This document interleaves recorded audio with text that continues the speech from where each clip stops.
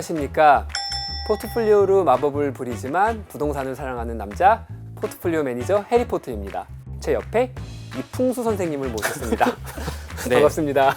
안녕하십니까. 물과 바람을 사랑하는 남자 이풍수입니다. 오늘은 물과 바람을 주식에 좀 대입을 해보면 제가 정립식 물타기를 좀 좋아하고요. 네. 그리고 AI 광풍, 네. 이 바람이 거세잖아요. 네. 관심이 많습니다. 그래서 제가 손님으로 왔지만 좀 네. 궁금한 게 많아서 오늘 해리포터 선생님께 한번 여러 가지 궁금증 한번 풀어보겠습니다. 네, 그 질문은 제가 생략하도록 하고요. 지금부터 제가 준비한 내용을 먼저 하도록 하겠습니다.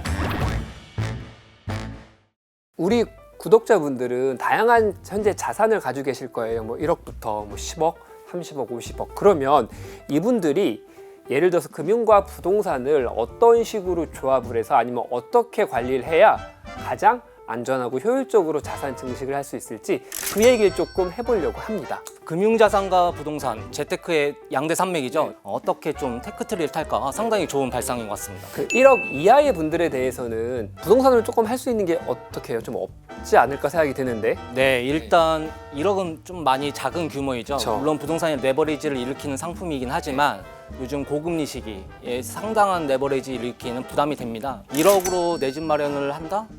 어떤 부동산을 투자한다라는 거는 소액 투자를 이제 고민하셔야 되고, 이 소액 투자는 결국은 레버리지를 이제 많이 일으키지 못하는 상황에서, 그래서 이제 나중에 최종 목표인 어떤 내가 살 어떤 최종 입지를 보기에는 좀 버거운 금액일 수 있지만, 이제 초기 단계부터는 이제 조금 수도권 외곽부터 해서 주거 사다리 역할로 천천히 올라가는, 이제 나중에 입지를 좀 더 상급지로 옮겨가는 그런 전략을 이제 초반에 좀 생각을 해보셔야 될 것 같아요. 그러면 1억 미만에서는 부동산으로 섣불리 조금 움직이는 게 조금 안 좋을 수도 있다는 뉘앙스가 좀 듣는데 뭐 맞으신 말씀인가요? 네네. 일단은 1억까지 혹은 그 이상 조금 더 자산을 축적하기 위해서는 이제 뭐 절약을 통해서 자금을 좀 축적하는 과정이 필요하고요. 이때 금융자산의 역할이 상당히 중요할 걸로 보입니다. 네, 맞습니다. 제가 이제 그 말씀을 드리고 싶은데 사실 뭐 청년분들이나 처음에 사회생활 하시는 분들한테 정부의 세대책이 있는 상품들이 조금 있어요. 그래서 그리고 뭐 은행마다 고금리로 이자를 주는 예금도 만들어 주거든요. 그러면 처음에는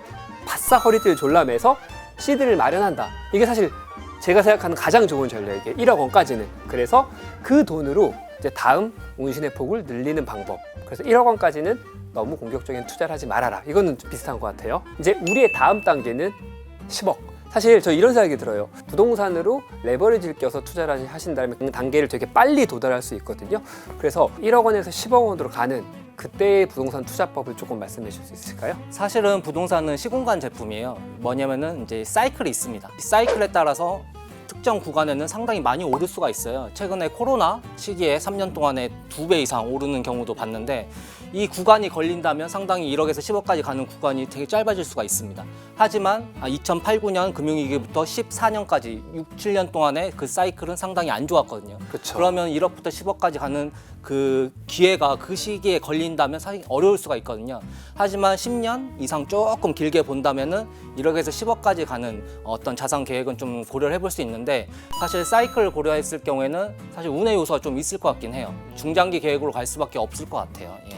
저희 쪽에서는 이 말씀을 좀 드리고 싶어요. 우리가 지금 10억으로 모으러 가는 단계에 있는 세대는 보통 30대 분들 혹은 뭐 40대 초반, 정말 빠르면 20대 후반 이분들이 제일 많을 텐데, 금융 쪽에서는 지금 당장 조금 가격이 싸다거나 이런 자산을 고려하는 것보다는 우리가 5년 시간 전으로 돌리면 뭘 사실 거세요?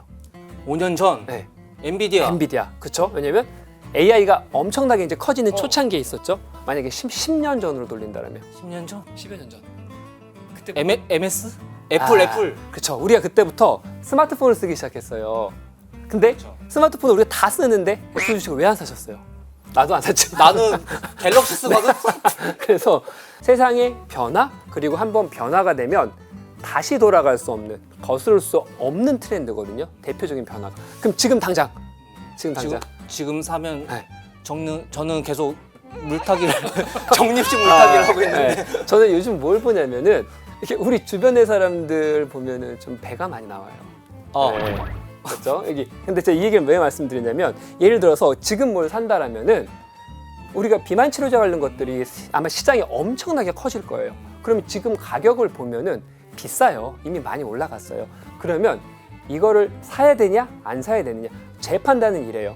우리가 이 시기에 30대 분들이 장기로 투자할 자산이라면 이렇게 다시 돌아갈 수 없는 아주 강력한 트렌드로 갈 수 있는 자산, 그런 거를 장기적으로 투자하는 게 이 시기엔 되게 좋아 보입니다. 이제 한번 다음 단계로 넘어가 볼게요. 그러니까 10억까지는 이런 것 같아요. 부동산의 도움을 받아서 레버리지를 껴서 집을 사는 것들도 충분히 고려해 볼 만하고, 그 다음에 금융자산 측면에서는 아직은 나이가 어리시기 때문에 장기간 승리할 수 있는 자산군으로 사자, 여기까지 정리가 된 것 같은데, 그러면 예를 들어 한 30억 정도의 자산이 있으시다라면은 뭐 저는 개인적으로 이래요. 한 20억이면 괜찮은 동네 아파트 살 수 있으니까 15억에다가 5억의 대출을 껴서 20억짜리 아파트를 사고, 금융 쪽에선 저는 7, 8억 정도는 선진국 주식을 사고 나머지는 한국 주식과 뭐 채권에 한 5억 정도 이렇게 해서 배분을 할 텐데요. 한번 부동산 전문가분의 입장에서는 어떤 식으로 하는 게 좋을까요? 네, 일단 30억은 상당히 좀 큰 금액이긴 한데 자산가분들의 어떤 자산 포트폴리오를 제가 이제 조금 살펴보면 6대4로 좀 보이더라고요. 그러니까 부동산 60%, 금융자산 40%인데 30억에 60%면 지금 말씀하신 15억에서 20억 사이에 집 주택을 이제 투자할 수가 있는데, 똘똘한 한 채, 내 집 마련 한 채를 부동산을 했을 가능성이 크고, 나머지 자산은 이제 추가적인 부동산 투자보다는 이제 금융자산으로 이제 포트폴리오를 구성할 가능성이 크다고 봅니다. 예. 사실 자산 규모가 커지시면 커지실수록, 그러니까 절대 금액에서 부동산의 비중이 조금씩 줄어들고 금융자산의 비중이 늘어나는 이유는, 저 금액 정도 되시면 연령대가 아무래도 이제 뭐 70대도 계실 거고 상속을 고민하시는데, 금융자산은 사실 상속하기가 되게 편하거든요.